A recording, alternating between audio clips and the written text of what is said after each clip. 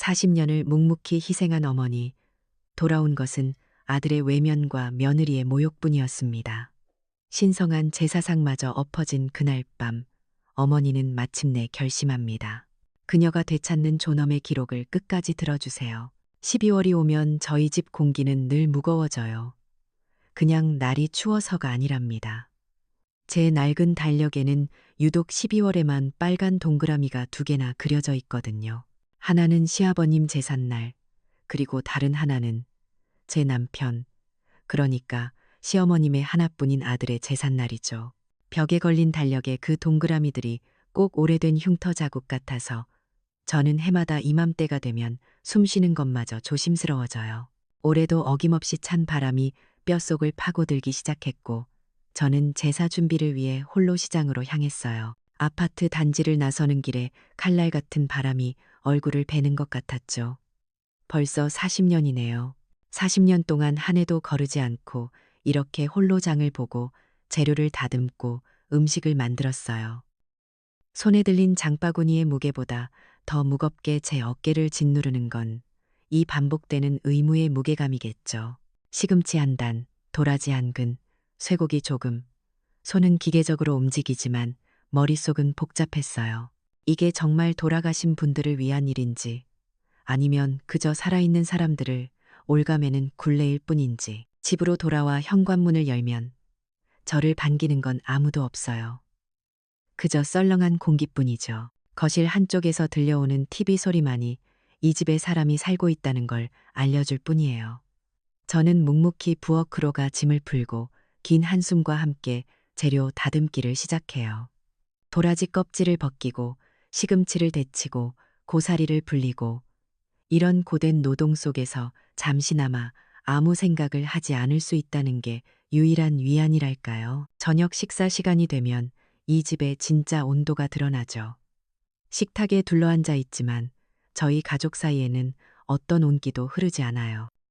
아흔이신 시어머님은 이제 눈도 귀도 많이 어두우신데 딱 한 가지에만은 정신이 초롱초롱하세요. 바로 며느리, 그러니까 제 동서가 아니라 제 며느리 민지가 사온 값비싼 영양제 상자죠. 며느리가 숟가락을 챙겨드려도 건성으로 받으시던 분이 민지가 어머님, 새로 나온 홍삼 진액이에요. 드셔보세요. 하며 화려한 포장 상자를 내밀면 언제 그랬냐는 듯이 마른 손을 뻗어 그걸 붙잡으세요. 그 손길에는 제게는 단 한 번도 보여준 적 없는 애정이 깃들어 있죠. 제 며느리 민지는 잘 나가는 펀드 매니저예요. 똑똑하고 당당하고 그리고 아주 차가운 아이죠. 식사 시간 내내 그 아이의 눈은 식탁이 아닌 스마트폰 화면에 고정되어 있어요. 쉴 새 없이 오르내리는 주식시황 그래프가 제 얼굴보다 더 흥미로운가 봐요. 제가 국그릇을 놓아주는 그 찰나의 순간에도 민지는 미간을 살짝 찌푸리며 짜증스러운 기색을 숨기지 않아요. 제 느린 행동이 자신의 시간을 뺏기라도 하는 것처럼요. 제 아들 태연이는 그냥 그 자리에 있어요. 언제나처럼 아내와 어머니 사이에서 투명인간이 되기를 선택하죠. 아내의 냉랭한 분위기에 눌려 제게는 눈길 한번 제대로 주지 못해요. 그저 밥알만 씹어 넘기며 이 불편한 시간이 빨리 지나가기만을 바랄 뿐이죠. 저를 향한 미안함 때문일까요? 아니면 그저 모든 갈등이 귀찮은 걸까요? 40년 넘게 키운 아들이지만 이젠 그 속을 도무지 알 수가 없네요. 저는 이 식탁에서 완벽한 유령이에요. 음식을 나르고 물을 채우고 식사가 끝나면 묵묵히 그릇을 치우죠. 제 존재는 오직 기능으로만 남았어요. 이 집안의 경제권, 디지털 권력, 모든 것은 제 손을 떠난 지 오래예요. 이 서울의 번듯한 아파트, 물론 아들과 며느리가 대출금을 갚고는 있지만 이 집을 사는데 제 교직원 퇴직금과 친정에서 물려받은 재산이 꽤 큰 몫을 차지했다는 사실은 이제 아무도 기억하지 않는 것 같아요. 아니, 기억하고 싶지 않은 거겠죠. 민지는 제 생활 방식 자체를 이해하지 못해요. 아니, 이해하려 하지 않죠. 어느 날 제가 장을 봐오자 현관에 서서 저를 한심하다는 듯이 쳐다보며 말하더군요. 요즘 세상에 누가 이렇게 직접 장을 보냐고요. 앱으로 주문만 하면 새벽 배송으로 문 앞에 다 가져다 주는데 그건 시간 낭비고 에너지 낭비라고 했어요. 그 아이에게 제 수고는 그저 비효율적인 구시대의 유물일 뿐인 거죠. 때로는 대놓고 경제적인 압박을 가하기도 해요. 어머님, 요즘 서울 집값이 얼만지 아시죠? 이 집 대출 원리금만 해도 월급의 반이 나가요. 지훈이 학원비는 또 어떻고요? 그렇게 운을 뗀 뒤에는 을에 이런 말이 따라붙죠.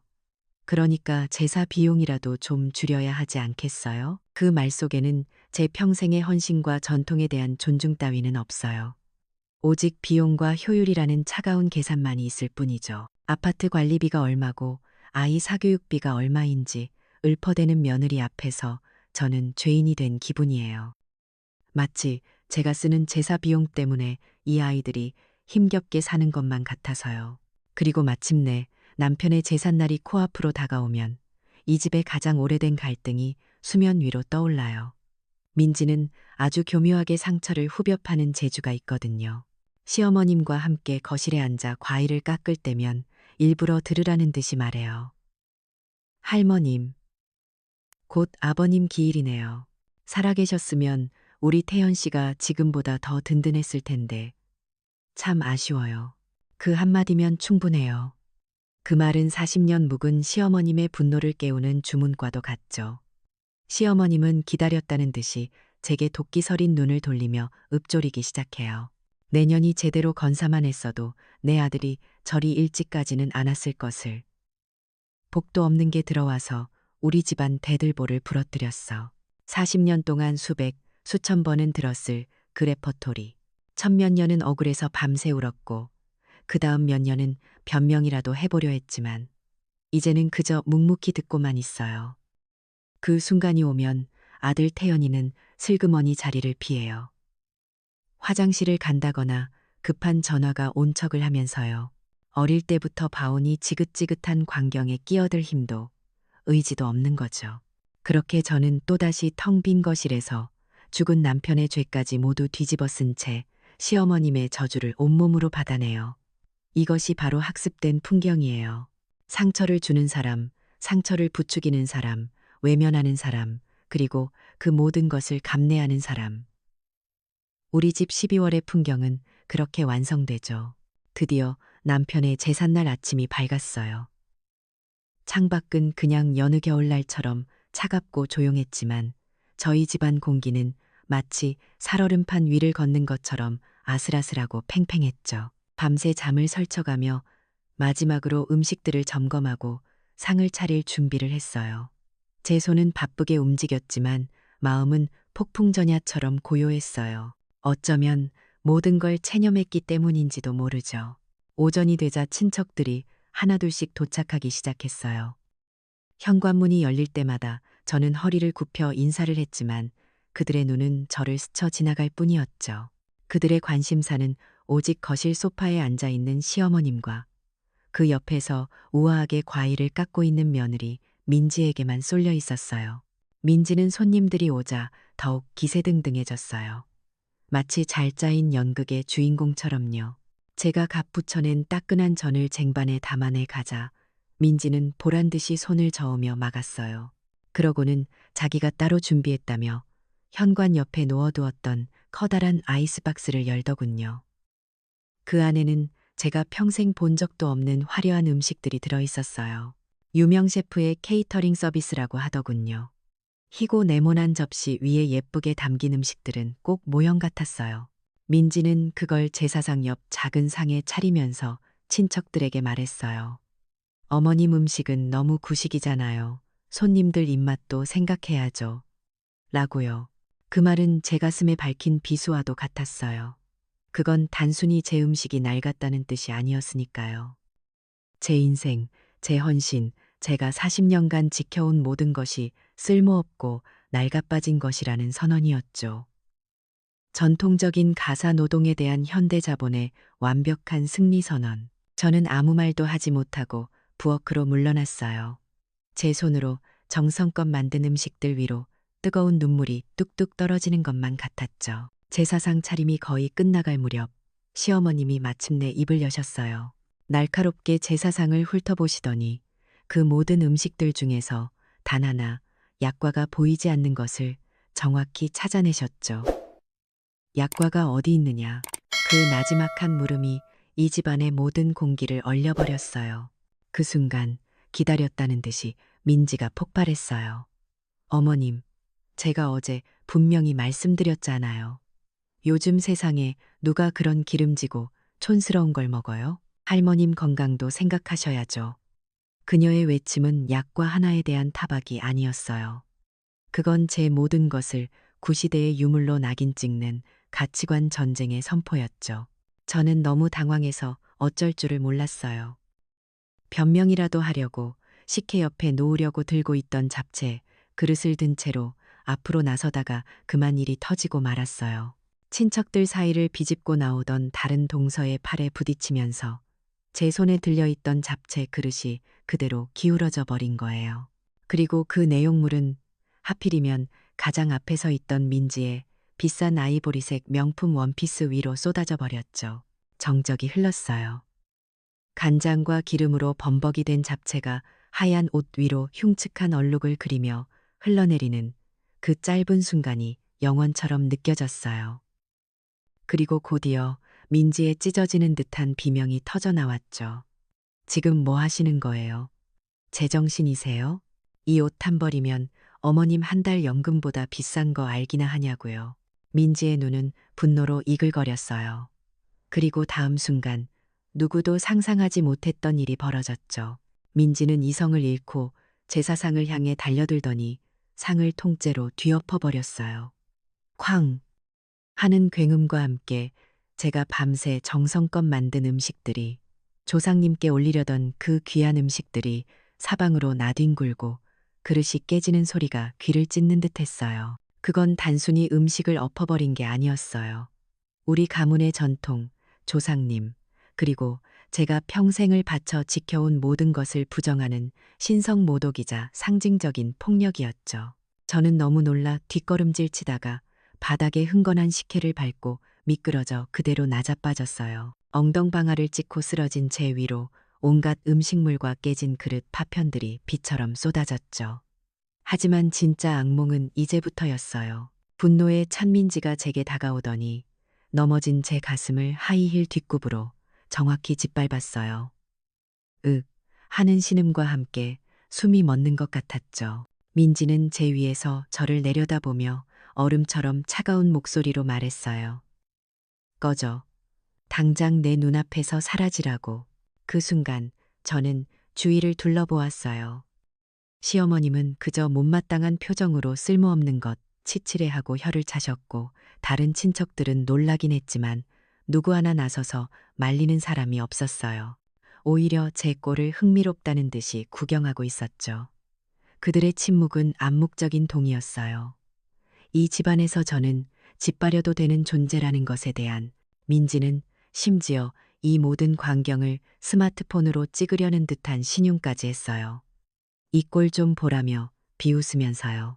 바로 그때였어요. 손자 지훈이가 비명을 지르며 달려왔어요. 엄마, 지금 뭐 하는 거야? 할머니한테서 당장 발치워. 그리고 그 목소리에 정신을 차린 건지 늘 방관만 하던 아들 태연이가 달려와 민지의 팔을 거칠게 잡아챘어요. 여보, 당신 정말 미쳤어? 하지만 너무 늦었어요. 아들의 뒤늦은 외침도 손자의 울음 섞인 목소리도 제게는 닿지 않았어요. 그들의 도움은 이제 필요 없었어요. 차갑고 질척한 바닥에 누워 제 가슴을 짓누르는 고통과 굴욕 속에서 제 안에 무언가가 완전히 부서져 내렸거든요. 40년간 저를 짓눌러왔던 체념과 인내라는 족쇄가 그날 민지의 구둣발에 의해 산산조각이 난 거예요. 저는 더 이상 예전의 이은숙이 아니었어요.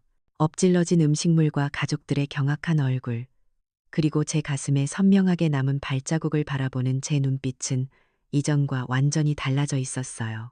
두려움과 슬픔은 온데간데 없고 그 자리에는 차갑고 명료한 분노와 흔들림 없는 결심만이 남아 있었죠. 40년의 인내는 바로 그날 끝났어요. 그날 이후 저는 제 방문을 걸어 잠갔어요. 아수라장이 된 것이를 치운 것은 아마 아들 내외였겠죠.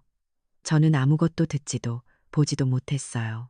제 방, 이 작은 공간이 40년 만에 처음으로 생긴 저만의 성체이자 보이지 않는 서재가 되었죠. 가족들은 제가 충격으로 실어증에라도 걸렸거나 아니면 우울증에 빠졌다고 생각하는 것 같았어요. 방문 밖에서 수군거리는 소리가 들렸거든요. 민지는 연민이 가득한 목소리로 연기하더군요. 어머님이 충격을 너무 크게 받으셨나 봐. 저러다 큰일 나는 거 아니야? 하지만 그 걱정 어린 말투 속에 숨겨진 칼날을 저는 똑똑히 느낄 수 있었어요. 그 아이는 아주 치밀하게 저를 사회적으로 고립시키기 시작했어요. 제가 좋아하는 흰죽을 쏘아와서는 방문 앞에 놓고 가면서 아들에게는 큰 소리로 말했죠. 어머님이 통 식사를 안 하시네. 이러다 건강 상하시면 어떡해. 그리고 며칠 뒤에는 동네방네 저를 걱정하는 척 소문을 냈어요. 어머님이 요즘 자꾸 깜빡깜빡하시고 사람도 잘 못 알아보시는 것 같다고요. 병원에 한번 모시고 가봐야겠다고요. 명백한 거짓말이었지만 듣는 사람들에게는 효심 지극한 며느리의 걱정으로 들렸을 거예요. 그건 아주 영리한 심리전이었어요. 저를 정신이 온전치 못한 늙은이로 만들어 제가 앞으로 하게 될 모든 말과 행동의 신빙성을 미리 없애버리려는 수작이었죠.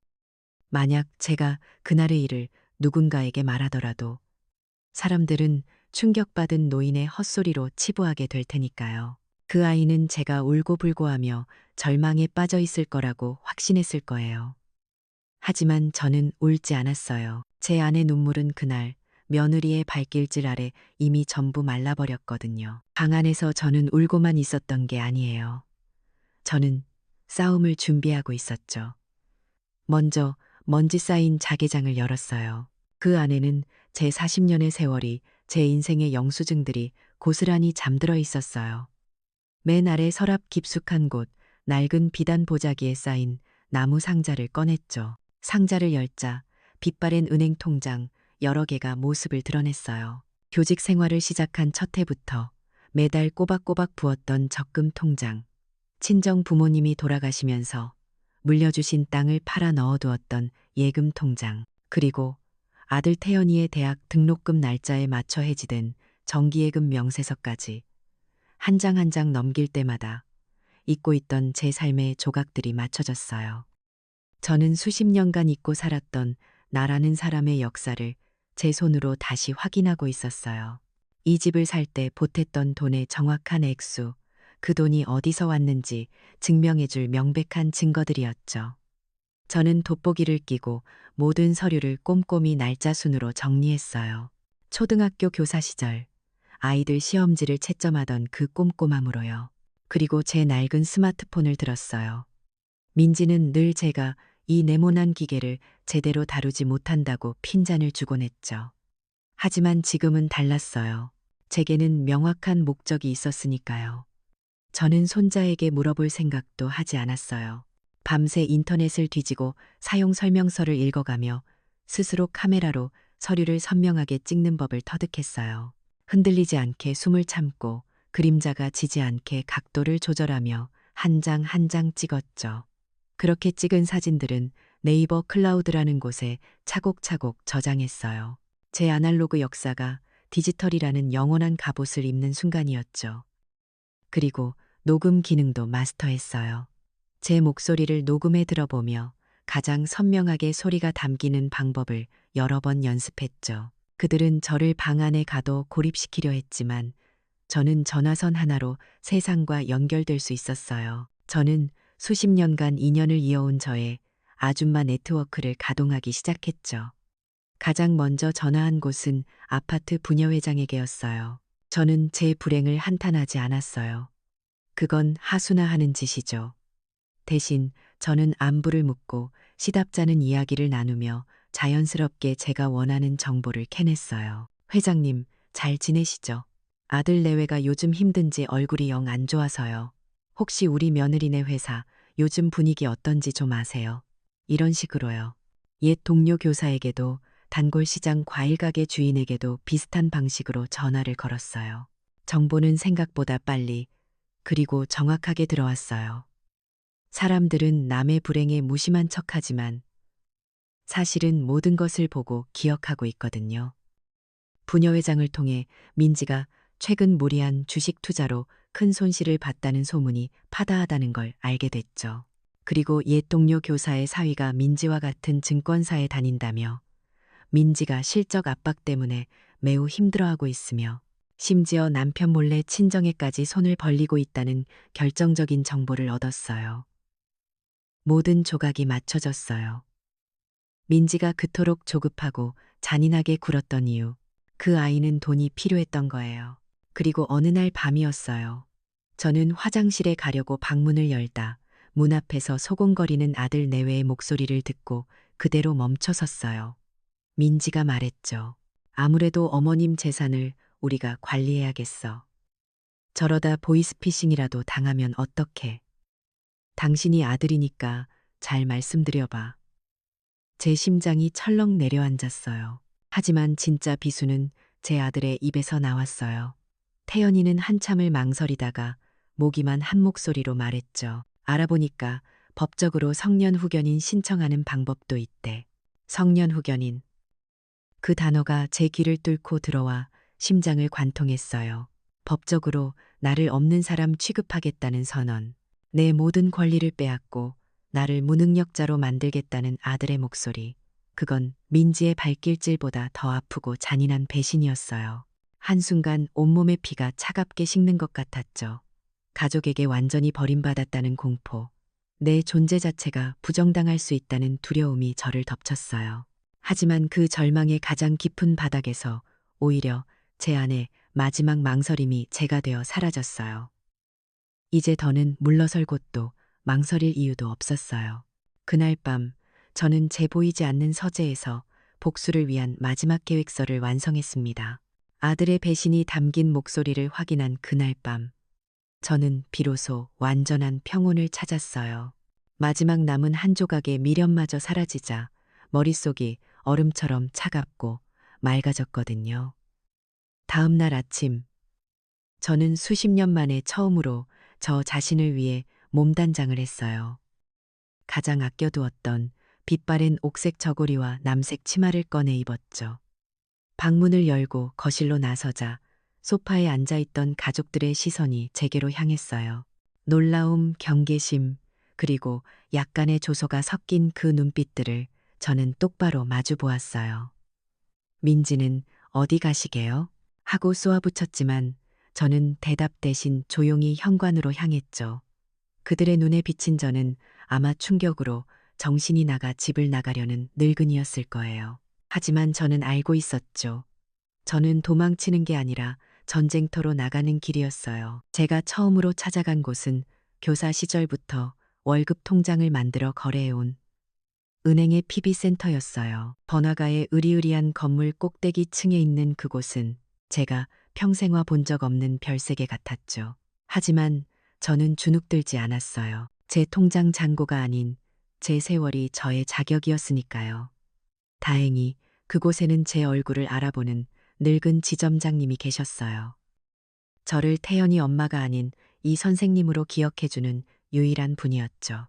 지점장님의 도움을 받아 제 모든 자산을 확인하는 순간 저는 제 자신도 잊고 있던 저의 힘을 마주하게 되었어요. 가장 놀라웠던 것은 30여 년 전 친정아버지가 돌아가시며 물려주셨던 경기도 외곽에 쓸모없어 보이던 작은 땅이었어요. 그동안 까맣게 잊고 있었던 그 땅이 최근 신도시 개발 계획에 포함되면서 가치가 10억 원이 훌쩍 넘게 올랐다는 거예요. 모니터에 찍힌 숫자 0의 개수를 세어보던 저는 순간 숨을 멈췄어요. 그뿐만이 아니었죠. 제가 교직원 공제회에 꾸준히 부어온 연금 상품과 남편이 떠난 후 외로운 마음을 달래려 조금씩 사모았던 삼성전자 주식의 가치까지 합치자 제 총자산은 제가 상상했던 수준을 아득히 뛰어넘고 있었어요. 제 평생의 성실함과 부모님의 선견지명이 40년의 세월을 거쳐 저를 위한 가장 확실한 실탄이 되어준 셈이죠. 은행을 나서며 제 손에 들린 서류 뭉치는 더 이상 슬픈 과거의 기록이 아니었어요. 그건 제 미래를 지켜줄 단단한 방패이자 적의 심장을 꿰뚫을 날카로운 창이었죠. 집에 돌아온 저는 그 누구의 눈치도 보지 않고 제 방으로 들어가 이번에는 자개장이 아닌 책장 가장 높은 곳에 모셔두었던 두꺼운 족보책을 꺼냈어요. 먼지를 닦아내고 한 장 한 장 넘기며 저는 우리 가문에서 가장 강직하고 명예를 중시하기로 소문난 종친 어른, 저에게는 팔촌 아저씨뻘 되는 분의 연락처를 찾아냈어요. 저는 무작정 그분을 찾아가 울며 하소연할 생각이 없었어요. 그건 제 방식이 아니었죠. 저는 정중하게 전화를 걸어 용건을 말씀드리고 약속을 잡았어요. 그리고 약속한 날, 저는 옥색 한복을 다시 한번 단정히 차려입고 그 어른의 오래된 한옥집을 찾아갔죠. 삐걱거리는 대문을 열고 들어서자 세월의 향기가 묻어나는 마당이 저를 맞았어요. 대청마루에 앉아 계신 어른께 저는 말없이 다가가 큰절부터 올렸어요. 제 진심이 제 결의가 그 절 한 번에 모두 담기길 바라면서요. 어른께서 찻잔을 내어주시며 무슨 일이냐고 물으셨을 때 저는 눈물을 보이는 대신 조용하지만 단호한 목소리로 입을 열었어요. 아저씨, 저희 집안의 대가 끊길까 두렵습니다. 제 개인의 억울함을 호소하는 대신 가문의 위기를 언급하자 어른의 눈빛이 날카로워졌어요. 저는 그날 제사상에서 벌어졌던 모든 일을 제 감정을 최대한 배제하고 사실 그대로 논리적으로 설명했어요. 마치 교실에서 아이들에게 역사를 가르치듯 차분하고 정확하게요. 그리고 제 설명의 마지막에 저는 제 비장의 무기를 꺼내 들었어요. 바로 제 스마트폰이었죠. 저는 어른께 양해를 구하고 그날의 모욕이 담긴 녹음 파일을 재생했어요. 어머님 음식은 너무 구식이잖아요. 이 옷 한 벌이면 어머님 한 달 연금보다 비싼 거 알아요? 며느리 민지의 날카로운 목소리가 조용한 한옥의 공기를 갈랐어요. 어른의 미간이 깊게 패였고 굳게 담은 입술 사이로 나지막한 한숨이 새어나왔죠. 낡은 카세트도 아닌 이 작은 기계에서 흘러나오는 또렷한 증거 앞에서 그 어떤 변명도 소용없다는 것을 어른께서도 아셨을 거예요. 저는 거기서 멈추지 않았어요. 스마트폰을 가방에 넣고 대신 밤새 정리해둔 서류 뭉치를 꺼내 공손히 내밀었죠. 어른께서는 이런 디지털 기기는 잘 모르실 것 같아 제가 모든 자료를 보기 쉽게 문서로도 정리해 왔습니다. 거기에는 제 재산 목록과 이 집을 사는 데 들어간 제 돈의 출처를 증명하는 모든 서류가 일목요연하게 정리되어 있었어요. 아날로그와 디지털을 넘나드는 저의 준비성에 어른의 눈빛이 조금 누그러지는 것 같았어요. 마지막으로 저는 고개를 깊이 숙이며 제 진정한 목적을 밝혔어요. 이 일은 단순히 늙은 시어미의 넋두리가 아닙니다. 제사상을 업고 시어미를 짓밟는 것은 가문의 뿌리를 부정하는 행위입니다. 가문의 법도로 이 어지러워진 기강을 바로잡아 주십시오. 눈물로 동정을 구하는 대신 저는 가문의 명예와 법도를 무기로 삼았어요. 저의 논리 정연함과 당당한 태도에 어른께서는 한참 동안 저를 바라보시더니 마침내 고개를 무겁게 끄덕이셨어요. 그리고 제게 약속하셨죠. 공식적인 가족회의를 소집하여 이 문제를 바로잡겠다고요. 그 집을 나서는 제 발걸음은 날아갈 듯이 가벼웠어요. 저는 돌아오는 버스 안에서 스마트폰 캘린더를 열어 일주일 뒤의 날짜에 동그라미를 치고 그 아래 디데이라고 적어 넣었어요. 40년간의 억압을 끝낼 결전의 날. 희생된 학자는 죽었어요. 이제 남은 것은 자신의 전장을 직접 선택한 지휘관뿐이었죠. 결전의 날, 그러니까 종친 어른께서 정해주신 마지막 가족회의가 열리는 날이 밝았어요. 그날따라 거실의 비싼 가구와 대리석 바닥이 유난히 차갑게 느껴지더군요. 제 피와 땀이 섞인 돈으로 꾸며진 이 공간이 오늘을 위한 거대한 법정이 될 운명이라는 걸 예감이라도 한 것처럼요. 상석에는 근엄한 표정의 종친 어른께서 앉으셨고 그 아래로 아들 내외와 시어머니가 초조한 기색을 감추지 못한 채 앉아 있었어요. 그들은 이 회의의 진짜 목적을 짐작조차 못하고 있었죠. 그저 가문의 어른 앞에서 며느리와 시어머니 사이의 불화를 중재받는 귀찮고 체면 깎이는 자리 정도로 생각했을 거예요. 아니나 다를까 무거운 침묵을 깬 것은 며느리 민지였어요. 그 아이는 언제나처럼 상황을 자기 쪽으로 유리하게 끌고 가려 했죠. 먼저 선수치기로 작정한 모양이었어요. 아주 애처롭고 걱정스러운 표정을 지으며 운을 떼더군요. 어르신, 사실 오늘 이 자리는 저희가 부탁드린 거나 마찬가지입니다. 최근에 어머님께서 큰 충격을 받으신 이후로 저희가 보기에는 정신이 온전치 않으셔서요. 그래서 어머님의 남은 재산을 저희가 안전하게 관리해 드리는 게 좋겠다는 논의를, 그 가증스러운 연기를 더는 들어줄 수가 없었어요. 저는 조용히 손을 들어 민지의 말을 막았어요. 아주 작고 느린 동작이었지만 거실에 있는 모두의 시선이 제 손끝으로 쏠렸죠. 모두가 제 입을 주목하는 그 순간, 저는 제 안에서 지난 40년간 한 번도 내본 적 없는 목소리를 꺼냈어요. 나지막했지만 그 어떤 고함보다 단단하고 날카로운 목소리였죠. 내 정신은 아주 멀쩡하다. 제 한마디에 거실의 공기가 순간 얼어붙었어요. 저는 말을 이었죠. 그리고 오늘 이 자리는 내 재산을 논하는 자리가 아니라 너희들의 죄를 묻기 위해 마련된 것이다. 분위기는 순식간에 역전되었어요. 당황한 민지의 얼굴과 겁에 질린 아들 태연이의 얼굴이 시야에 들어왔죠. 저는 더 이상 그들의 반응에 신경 쓰지 않았어요. 준비해온 서류 가방을 열어 그 안에 서류 뭉치를 거실 테이블 위에 하나씩 아주 천천히 올려놓기 시작했어요. 탁탁 서류가 테이블에 놓이는 소리가 그들의 심장 소리처럼 크게 울리는 것 같았죠. 가장 먼저 부동산 등기부등본을 펼쳐 보였어요. 제 이름과 남편의 이름이 나란히 적힌 그 서류를 아들 내외 앞으로 밀어주었죠. 이게 경제적 공격의 시작이었어요. 이 집 너희 힘으로 산 것 같으냐? 너희가 결혼할 때 나는 내 교직원 퇴직금과 친정 부모님이 물려주신 재산을 전부 털어 이 집값의 60%를 냈다. 저는 은행거래 내역서와 제 통장에서 수표로 인출된 기록들을 차례대로 짚어가며 설명했어요. 너희는 내 돈으로 산 집에서 나를 얹혀 사는 식충이 취급하며 살았던 게야. 아들 태연이의 얼굴이 종이장처럼 하얗게 질려갔고 늘 당당하던 민지의 입술이 파르르 떨리기 시작했어요. 다음은 심리전이자 정보전이었죠. 저는 제 스마트폰을 꺼내 테이블 중앙에 놓았어요.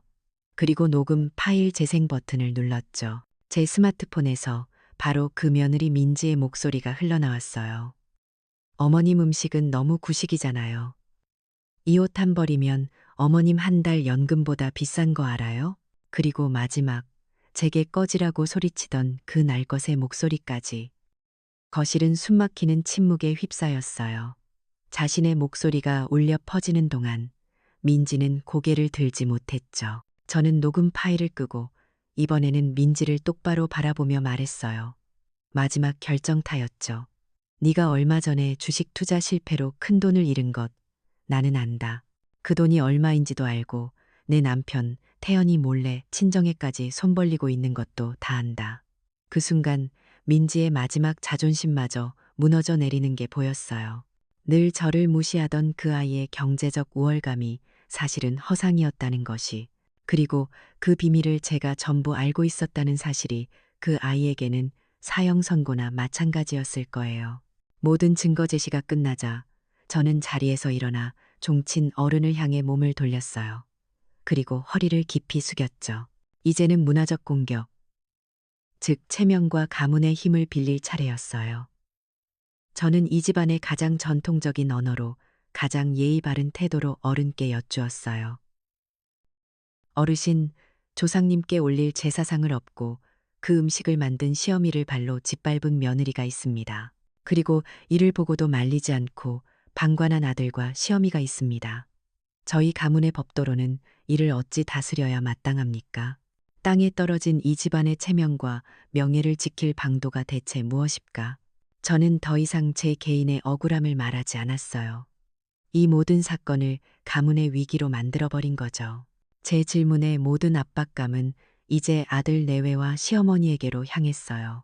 평생 체면을 목숨처럼 여기고 살아온 시어머니는 이제 가문에서 파문당할지도 모른다는 공포에 얼굴이 새파랗게 질려 있었죠. 마침내 침묵을 지키던 종친 어른께서 입을 여셨어요. 그분의 목소리는 천둥과도 같았죠. 그는 아들 태연이와 며느리 민지, 그리고 시어머니를 향해 불호령을 내렸어요. 감히 가문의 얼굴에 똥칠을 해도 유분수지, 콩가루 집안도 이런 콩가루 집안이 없다며 노발대발하셨죠. 그리고는 명령하셨어요. 당장 이 어미 앞에 무릎 꿇고 사죄하라고요. 그 지엄한 명령에 그토록 오만하던 며느리 민지가, 나약하기만 하던 아들 태연이가, 그리고 평생 저를 발아래로 보던 시어머니마저 제 앞에 무릎을 꿇었어요. 40년 만에 처음 보는 광경이었죠. 권력 관계가 완전히, 그리고 완벽하게 역전되는 순간이었어요. 그들은 눈물을 흘리며 용서를 빌었지만 제 마음은 조금도 움직이지 않았어요. 저는 그들의 사과를 받지 않았어요. 대신 제 마지막 선언을 했죠. 그건 제 승리를 확인하는 선언이자 새로운 질서를 알리는 선포였어요. 그들의 눈을 하나하나 마주치며 저는 얼음처럼 차가운 목소리로 말했어요. 너희들의 사과는 필요 없다. 나는 오늘부로 너희와의 인연을 다시 생각할 것이다. 승리의 기쁨보다는 씁쓸한 현실이 제 입안을 맴돌았어요. 하지만 이건 끝이 아니었죠. 이건 새로운 시작을 위한 마지막 의식일 뿐이었어요. 종친 어른께서 떠나시고 거실에는 무겁고 어색한 침묵만이 남았어요. 제 앞에는 세 사람이, 아니 세 개의 그림자가 무릎을 꿇고 있었죠. 40년간 저를 짓눌러 왔던 거대한 산이었던 시어머니, 늘 저를 아래로 얕보던 며느리 민지, 그리고 비겁한 침묵으로 그 모든 것을 동조했던 아들 태연이까지. 그들의 어깨는 축 늘어져 있었고 고개는 감이 들지 못했죠. 가장 먼저 무너진 것은 아들 태연이었어요. 끄끄거리며 터져나오는 울음을 참으려 애쓰는 아들의 어깨가 가엽게 떨렸어요. 태연이는 제 앞으로 기어오다시피 다가와 제 무릎을 붙잡고 오열했어요. 어머니, 제가 잘못했어요.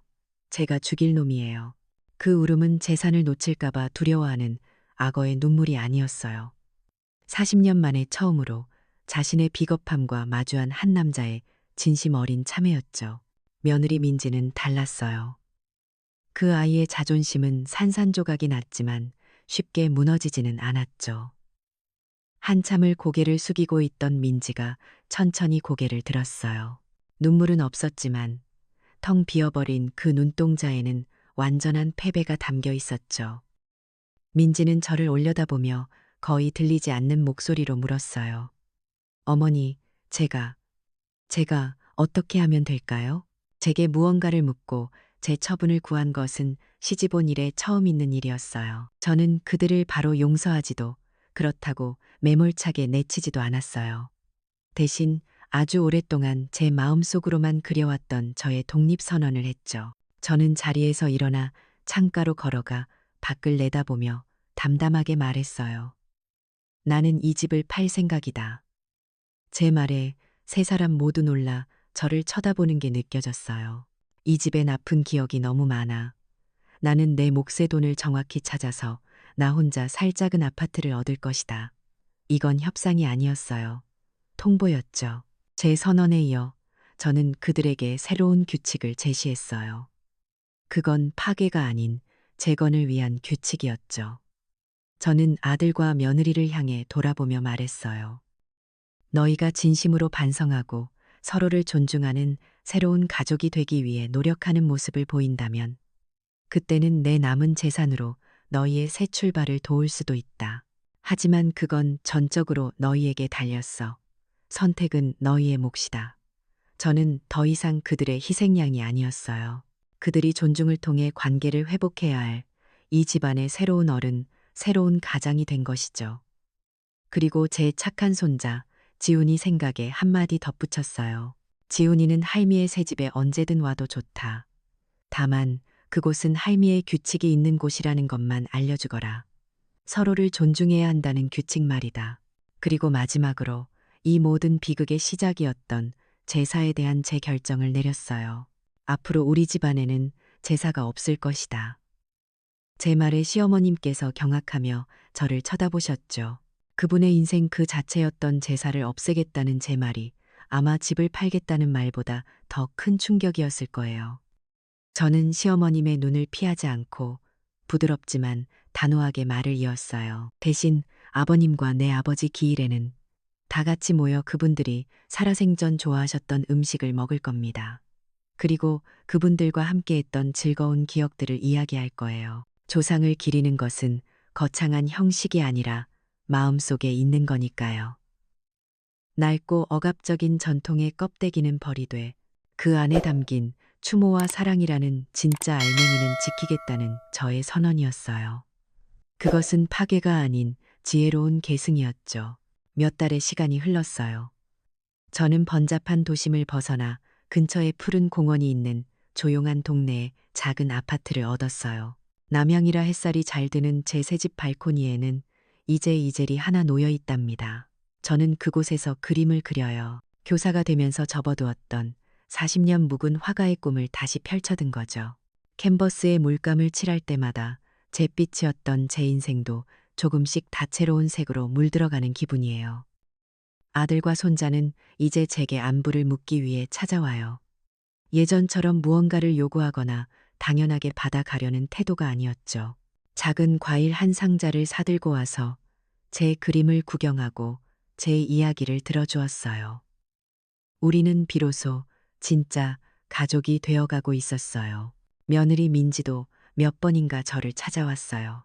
서툴지만 진심으로 제게 요리를 배우고 싶다고 했죠. 저희는 예전처럼 고부 관계는 아니지만 서로를 한 명의 인간으로 존중하는 새로운 관계를 만들어가고 있어요. 제 이야기는 어찌어찌 알려져 동네 노인복지관에서 나의 권리 찾기라는 주제로 강연을 해달라는 요청을 받기도 했어요. 제 작은 승리가 저와 비슷한 아픔을 가진 다른 이들에게 용기가 될 수도 있다는 생각에 가슴이 벅차오르기도 했죠. 며느리의 발길질이 남긴 마음의 흉터가 완전히 사라지지는 않았어요. 하지만 이제 그 흉터는 아픔이 아니라 제가 얻은 자유의 증표처럼 느껴져요. 진정한 복수는 그들을 파괴하는 것이 아니라 나 자신을 완벽하게 재건하는 것이었어요. 그리고 그 과정에서 그들에게도 스스로를 재건할 기회를 주는 것. 그것이야말로 제가 이룬 가장 완벽하고 달콤한 복수였답니다. 가장 통쾌한 복수는 상대를 무너뜨리는 것이 아니라 잿더미가 된 내 삶 위에서 다시 나를 일으켜 세우는 것이라고들 하죠. 40년의 억압을 딛고 자신의 진짜 인생을 되찾은 이윤숙 씨처럼요. 잃어버렸던 존엄과 행복을 되찾는 것, 그것이야말로 진정한 승리 아닐까요?